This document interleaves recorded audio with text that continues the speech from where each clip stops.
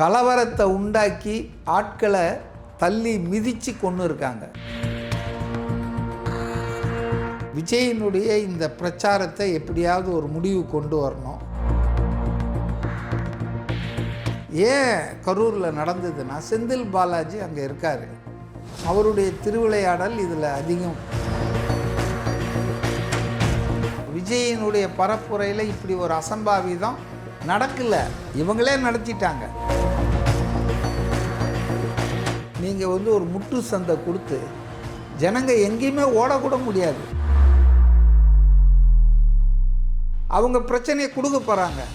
அந்த நேரத்தில் போலீஸ் இருந்தால் சிக்கல். செந்தில் பாலாஜி, மகேஷ் அழுகை, பவர் ஆஃப் ஆன் பண்ணுறாங்க, லத்தி சார்ஜ் நடக்குது.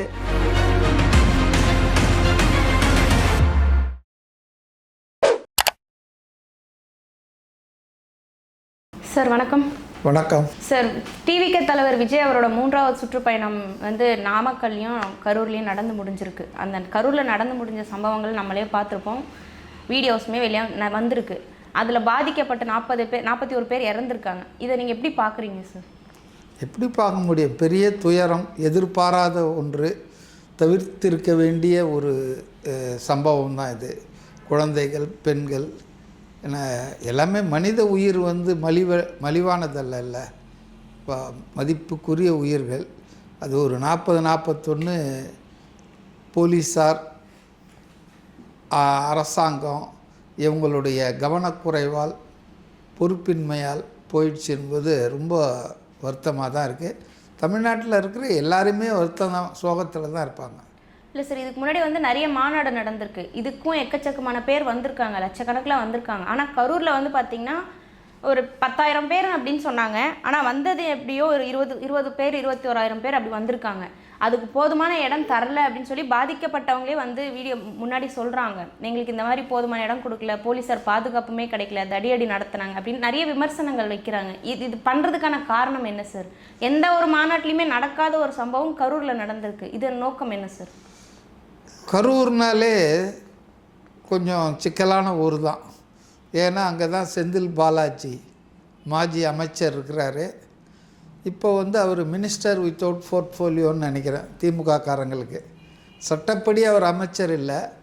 ஜெயிலில் இருக்கும்போது கூட அவர் அமைச்சர் பதவி பறிக்காமல் தானே வச்சுட்டு இருந்தார் மு.க. ஸ்டாலின். ஸோ அந்த அளவுக்கு திமுக தலைமைக்கு நெருக்கமானவர். அவர் ஒரு பவர் சென்டராக கரூரில் இருக்கார். அவர் தான் அங்கே இருக்கக்கூடிய போலீஸ், ரெவின்யூ, கலெக்டர், தாசில்தார் எல்லாரையும் ஆட்டுவிக்கிற ஒரு சக்தியாக அங்கே இருக்கார். அதுதான் ஒரு காரணம்னு நினைக்கிறேன். நாகப்பட்டினத்தில் நடக்காது, திருவாரூரில் நடக்காது, திருச்சியில் நடக்காது, அரியலூரில் நடக்காது. இங்கே ஏன் நடந்தது? நாமக்கல்லில் கூட நடக்கலை. ஏன் கரூரில் நடந்ததுன்னா, செந்தில் பாலாஜி அங்கே இருக்கார். அவருடைய திருவிளையாடல் இதில் அதிகம் அப்படின்னு தான் நான் நினைக்கிறேன். ஆனால் அவருடைய திருவிளையாடல் அப்படின்னு சொல்லி பார்த்தீங்கன்னா, இதில் பாதிக்கப்பட்டது மக்களாக தான் இருக்காங்க. பெரியவங்க அப்படின்னு சொல்கிறாங்க, குழந்தைங்களுக்கு எதுவுமே தெரியாது. விஜயை பார்க்க போகிறோம் அப்படின்னு ஒரு ஆர்வத்தில் வந்த குழந்தைங்களுக்கு இப்படி ஆகும்னு எதிர்பார்க்கல. இன்றைக்கி குழந்தைங்கள பரிதவிச்சுட்டு நிறைய பேரண்ட்ஸ் அழுறது நம்மளும் பார்த்துட்ருக்கோம். இதனால் அவங்களுக்கு என்ன பலன் கிடச்சிருக்கும் சார்? அது அப்படி பார்க்க முடியாது. அவங்கள பொறுத்தவரையில் விஜயினுடைய இந்த பிரச்சாரத்தை எப்படியாவது ஒரு முடிவு கொண்டு வரணும். இதுக்கு ஏதாவது கட்டுப்பாடை போடணும். அதுக்கு ஏதாவது தகராறு நடந்தால் தான் சரியாக இருக்கும். அதுக்கு ஏற்ற இடம் கரூர்னு அவங்க திமுகவினர் முன்கூட்டியே முடிவு பண்ணி தான். இது முன்னால் கரூர் பிக்சர்லேயே இல்லைங்க, இது ரொம்ப பின்னால் தான் இருந்தது. என்ன காரணத்தினால கரூரை முன்கூட்டி பண்ணார் விஜய்ன்றது எனக்கு தெரியல. சடனாக தான் மாற்றினாங்க. ஆக்சுவலாக நாமக்கல், சேலம் இருந்தது அந்த 3வது சுற்றில். அதை மாற்றி நாமக்கல், கரூர்னாங்க. மேபி முப்பெரும் விழாவை நடத்தினாங்க இல்லையா திமுக. அதுக்கு ஒரு போட்டியாக நம்ம கூட்டத்தை காட்டலான்னு நினச்சாரா என்னன்னு தெரியல. But it was not in the original tour plan. அந்த நேரத்தில் இல்லை. அதனால் கரூர் ஒரு சிக்கலான ஏரியா தான். அதில் திமுக தவிர்த்த யார் எந்த எதிர்க்கட்சி கூட்டம் நடத்தினாலும் அவங்களுக்கு போதுமான ஒத்துழைப்பை அரசு தரப்பும் திமுக உன்னுடைய அந்த கண்ட்ரோலில் இருக்கிற காவல்துறை இவங்கெல்லாம் கொடுக்கறது இல்லைன்றது எல்லாருமே சொல்கிற விஷயங்கள் தான். இப்போ சமீபத்தில் கூட பார்த்திங்கன்னா கரூரில் காங்கிரஸ் எம்பி ஜோதிமணி இருக்காங்க இல்லையா, அவங்க கடுமையாக விமர்சனம் பண்ணியிருந்தாங்க. ஏன்னா அவங்க கட்சியினுடைய நகர தலைவிய கவிதான்னு நினைக்கிறேன் அவங்க பேர், அவங்கள திமுகவில் இழுத்துட்டார் இவர். சார், கரூரில் பாதிக்கப்பட்டவங்களே வந்து தன்னோட வீட்டில் இழந்த ஒருத்தர் அவங்களே வந்து சொல்லியிருப்பாங்க, எங்களுக்கு போதுமான அளவுக்கு பாதுகாப்பு கிடையாது, இடையில நிறைய ஆம்புலன்ஸ் வந்துச்சு, அந்த ஆம்புலன்ஸ் வர வர நெருக்கடி அதிகமாச்சு, அதனால் 50 பேர் மேலே 50 பேர் விழுந்தாங்க, யாரை எடுக்கிறதுன்னு தெரியல, போலீஸ் பாதுகாப்பு சுத்தமாக கிடையாது, தடியடி நடத்தினாங்க அப்படின்னு இன்னும் நிறைய குற்றச்சாட்டுகள் வச்சுருக்காங்க. ஏன் இது வந்து அந்த இடத்துல இவ்வளோ இதுவாக ஏன் நடந்தது? இதுக்கான காரணம் சிம்பிளுங்க. அதாவது விஜய்க்கு கெட்ட பேர் உண்டாக்கணும், விஜயுடைய தேர்தல் பிரச்சாரம் பரப்புரையை எப்படியாவது நிறுத்தணும், மக்கள் மத்தியில் அவருக்கு வந்து ஒரு அவப்பெயரை உருவாக்கணும். இதுதான் திமுகவினுடைய திட்டம். இப்போ முதல் நாளுக்கு அப்புறம் இப்போ நேற்று ஒரு நாள் நிறைய விஷயங்கள் வெளியே வந்திருக்கு. முதல்வர் வேகமாக அன்று இரவே விரைந்தது, உதயநிதி வந்து துபாய் பயணத்தை ரத்து செய்து விட்டு வந்தது, இப்போ நேற்று கனிமொழி வீடு வீடாக சென்று ஆறுதல் சொல்கிறது, இதெல்லாம் பார்த்தா ரொம்ப சிரிப்பாக இருக்குங்க. அதாவது இதுக்கு முன்னால் எவ்வளோ விஷயங்கள் தமிழ்நாட்டில் நடந்துருக்குது. கனிமொழி எந்த வீட்டுக்காவது போயிருக்காங்களா? குறிப்பாக கள்ளச்சாராய அதில் 68 பேர் இறந்தாங்க. அதில் எனக்கு கண் முன்னால் இருக்குது, அம்மா அப்பா 2 பேருமே குடித்து செத்துட்டாங்க, பிள்ளைகள் அனாதையாக நின்று அழுதுட்டு இருந்தது. இப்போ அங்கெல்லாம் வந்து போனாங்களா? ஆட்சியை அது சம்பந்தமான தவறுகள் அதன் காரணமாக நடக்கிற சில விஷயங்கள்னால் இவங்க அந்த பக்கமே திரும்பி பார்க்க மாட்டாங்க. கனிமொழியாக இருக்கட்டும், உதயநிதியாக இருக்கட்டும், ஸ்டாலினாக இருக்கட்டும், யாராக இருக்கட்டும். ஆனால் இது விஜய் சம்பந்தப்பட்ட விஷயம், விஜயினுடைய பரப்புரையில் இப்படி ஒரு அசம்பாவிதம் நடக்கலை, இவங்களே நடத்திட்டாங்க. நடத்திட்டு ரெடியாக இருந்ததால தான் எல்லாமே டக்குன்னு டிவியில் ஃப்ளாஷ் நியூஸ் வருது, உடனே எல்லாரும் இரங்கல் செய்தி, அமைச்சர்கள் வந்து நிற்கிறாங்க, செந்தில் பாலாஜி ஆஸ்பத்திரிக்குள்ளவே இருக்கிறாரு, மகேஷ் வராரு. சார் வந்து அந்த பிரச்சாரத்தை முடிச்சுட்டு போகிறதுக்கு 8 மணி இருந்துச்சு, செந்தில் பாலாஜி அவர்கள் கரெக்டாக 8:15 ஹாஸ்பிட்டலுக்கு போகிறாங்க, உடனே வந்து அன்பில் மகேஸ்வர் வராங்க, ஒருத்தர் அடுத்தடுத்து வந்துட்டு இருக்காங்க. அதாங்க இப்போ வந்து ரொம்ப தெளிவாகிடுச்சுங்க. நேற்று கூட அந்த அளவுக்கு தெளிவில்லை. இன்றைக்கி கரூரில் அந்த பரப்புரையில் கலந்து கொண்ட பல பெண்கள், பல ஆண்கள், அதே போல் அந்த ஊர் வாசிகள், அவங்கெல்லாம் இன்றைக்கி பேசின பல விஷயங்களை நான் கேள்விப்பட்டேன். இப்போ ரொம்ப கன்ஃபார்மாக ஆயிடுச்சுங்க, இது ஒரு கான்ஸ்பிரசி தான். தாவேகா வந்து இப்போ சொல்கிறது அது ஒரு சரியான ஒரு குற்றச்சாட்டு தான். சும்மா ஆட்சியாளர் மேலே திமுக மேலே ஏதோ வைக்கணுன்றதுக்காக வச்ச குற்றச்சாட்டாக எனக்கு தெரியல. இட் இஸ் எ கன்ஃபார்ம்டு, அதாவது ஒரு சதி திட்டம் நிறைவேற்றப்பட்டிருக்கிறது. விஜயினுடைய கட்சிக்கு அவப்பேரை ஏற்படுத்தணும், அவருடைய அந்த பரப்புரைக்கு ஒரு முடிவு கட்டணும், அதை தொடராமல் இருக்கிறதுக்கு, அப்படின்றதுக்காக அவங்க தேர்ந்தெடுத்த இடம்தான் கரூர். ஏன்னா கரூரில் அவங்களுக்கு எல்லாத்தையும் செய்கிறதுக்கு ஆள் இருக்கார், செந்தில் பாலாஜி. ஆகவே தான் அவங்க அதை வந்து ரொம்ப தெளிவாக பண்ணியிருக்காங்க. ஃபஸ்ட்டு பாயிண்ட் என்னென்னா, நீங்கள் சொன்ன மாதிரி போலீஸ் வந்துங்க சரியான இடத்த கொடுக்கல. இப்போ நான் எந்த இடத்த ஒன்றா கேட்பேங்க, ஆனால் எனக்கு எவ்வளோ பேர் வருவாங்க, எவ்வளோ பேர் கூடுவாங்க, அந்த கூட்டத்துக்கு இது போதுமா போதாதா அப்படின்னு பார்க்க வேண்டியது, கணக்கிட வேண்டியது காவல்துறை. அப்போ காவல்துறை இதில் வந்து விஜய்க்கு வந்து 27,000 பேர் வந்ததாக டிஜிபி சொல்கிறார்.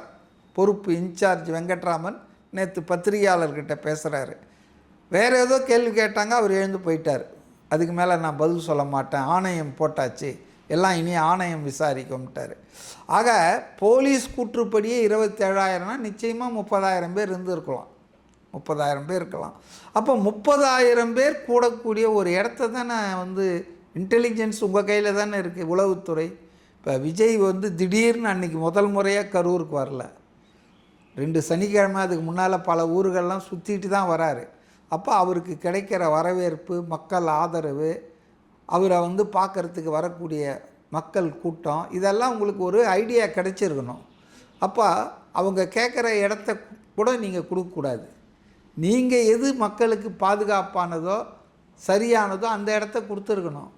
அதை விட்டுட்டு நீங்கள் வந்து ஒரு முட்டு சந்தை கொடுத்து ஜனங்க எங்கேயுமே ஓடக்கூட முடியாது அது மாதிரியான ஒரு இடத்த கொடுத்துட்டு இன்றைக்கி வந்து விஜய் மேலே குற்றம் சொல்கிறது, அவர் தான் இதுக்கு காரணம், அவர் லேட்டாக வந்தார், லேட்டாக வரலான்னா சரியாக இருக்குமா? அதாவதுங்க ரொம்ப அப்பட்டமாக போய் சொல்கிறாங்க.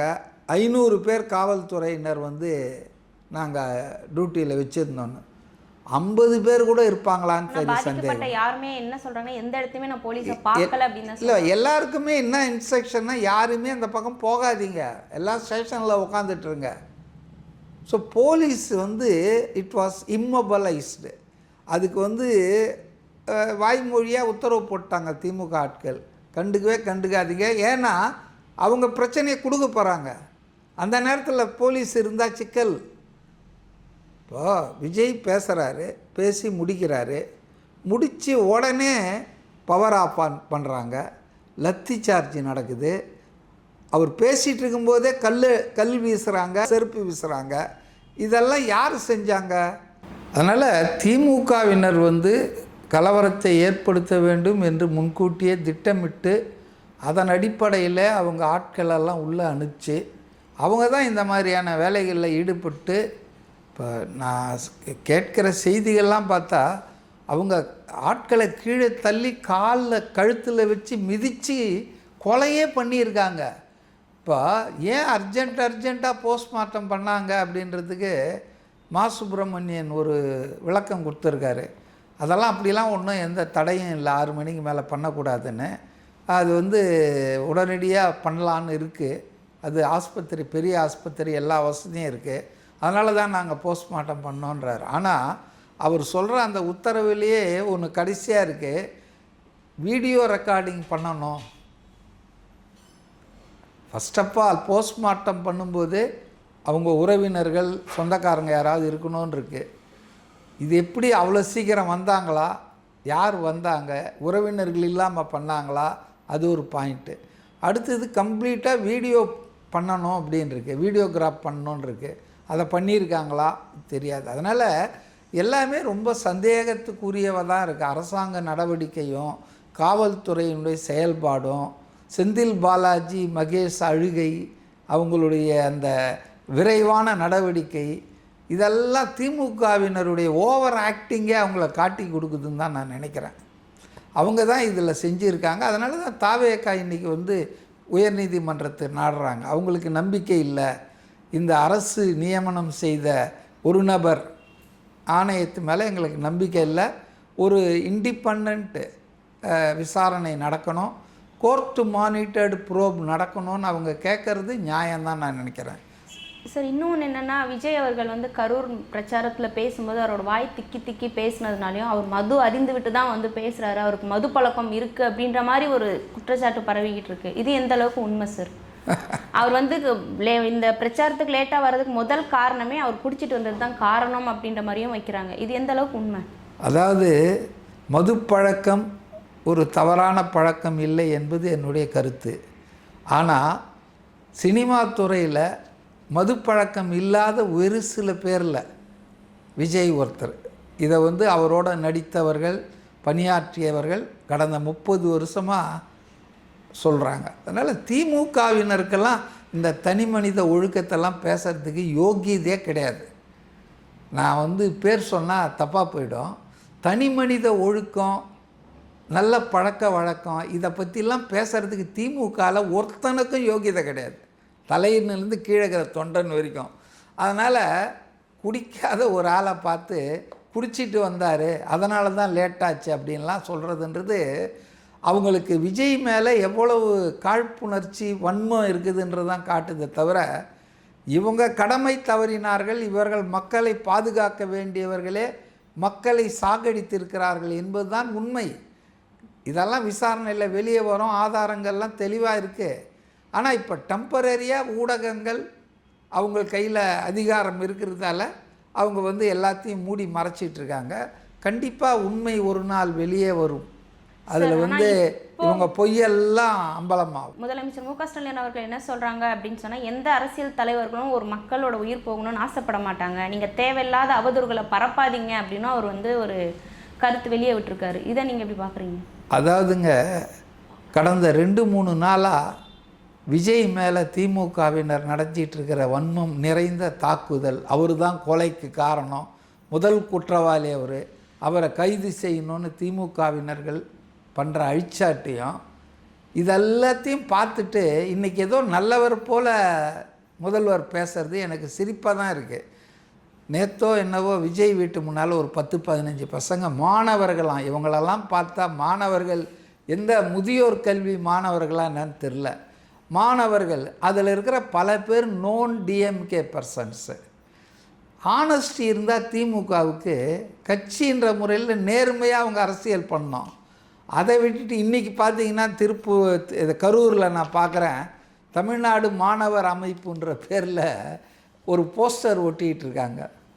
விஜய் வந்து குற்றவாளி, அவர் தான் 40 பேருக்கு அந்த மரணத்துக்கு காரணம், கைது செய். இதை ஒட்டுறதும் செந்தில் பாலாஜியுடைய உதவியாளர்னு சுப்பிரமணியம்னு யாரோ சொல்கிறாங்க, அந்த ஆடியோவும் வெளியே வந்திருக்கு. ஆக இவ்வளவு கேவலமாக அரசியல் ஆதாயம் எடுத்துட்டு திமுக இன்றைக்கி வந்து நல்ல புள்ள மாதிரி பேசுகிறார் முதல்வர். அதாவது அரசியல் தலைவர்கள் யாரும், அப்போ அது விஜய்க்கும் பொருந்தும் இல்லை. அரசியல் தலைவர்கள் யாரும் வந்து ஜனங்க சாவ விரும்ப மாட்டாங்க அப்படின்னு சொல்கிறது எல்லா தலைவர்களுக்கு தானே பொருந்தும். அப்புறம் எதுக்கு உங்கள் ஆளுங்க விஜய் வந்து முதல் குற்றவாளி, விஜய் தான் இந்த கொலையெல்லாம் காரணம்னு சொல்லி பொது வெளியில் பேசிட்டு திரியிறாங்க? ரெண்டாவது, விஜய் பிரச்சாரத்துக்கு வர மாதிரி வரலையா சார்? சினிமா ஷூட்டிங்க்கு வர மாதிரி தான் அவர் வந்துட்டு போயிட்டு இருக்காரு. அவர் எது மாதிரி வரணும்னு அவர் முடிவு பண்ணிக்கிட்டோம், புரியுதுங்களா? நீங்கள் எப்படி வரணும், நீங்கள் எப்படி போயிட்டுருக்கீங்கன்னுறத மற்றவங்க முடிவு பண்ண முடியாது, திமுககாரங்க என்னெல்லாம் பண்ணுறாங்கன்னு. அதனால் விஜய் வந்து மக்கள் ஆதரவு பெற்ற ஒரு மாபெரும் தலைவராக இன்றைக்கி மாறிட்டார். அது இந்த திமுக கட்சிக்காரங்களுக்கு பெரிய எரிச்சலாக இருக்குது, சவாலாக இருக்குது.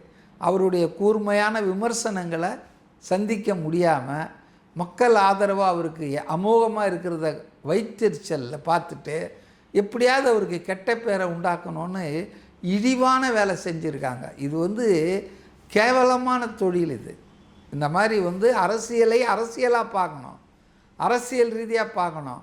எந்த அரசியல் தலைவரும் மக்கள் சாவறதை விரும்ப மாட்டாங்கன்னா, எல்லாரும் விரும்ப மாட்டாங்கன்னா, விஜய் வந்து அவருடைய கட்சிக்காக அவருக்காக உயிரை கொடுக்குறாங்களே, அவங்கெல்லாம் சாகணும்னு விரும்புவாரா?